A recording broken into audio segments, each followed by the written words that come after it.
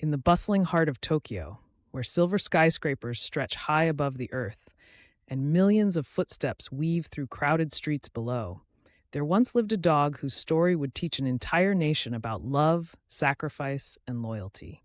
His name was Hachiko, an Akita with a golden coat as radiant as the sun itself, and his legacy would shine brighter than the tallest tower.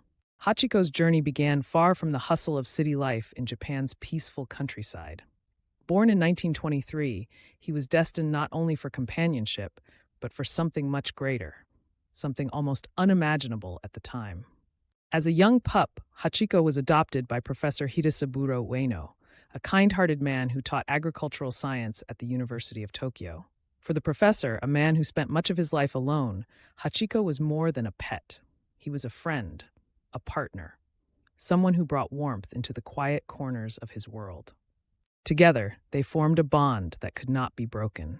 Every morning, without fail, Hachiko would accompany the professor to Tokyo's Shibuya station. It was a ritual shared between man and dog, a simple walk to the station, a final pat on the head, and a grateful wag of the tail before the professor boarded his train to work. And as the city ticked on through the hours, Hachiko would return to the station every evening precisely on time to wait for his beloved friend's return. It was a sight that became a treasure among the people of Shibuya. Vendors, station attendants, and travelers all grew fond of the golden-furred dog who waited, always with bright, anticipating eyes and a tail that wagged whenever the train arrived. Hachiko wasn't just a companion to the professor.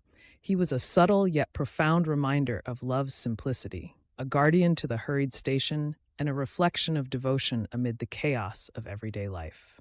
But one ordinary day in May of 1925, the rhythm of their ritual came to a halt.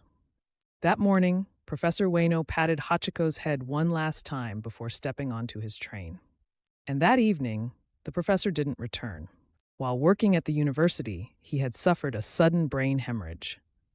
He passed away without warning, and his absence was palpable across the lives he touched. Yet Hachiko didn't understand. He couldn't know the finality of death. That evening, Hachiko waited at the station.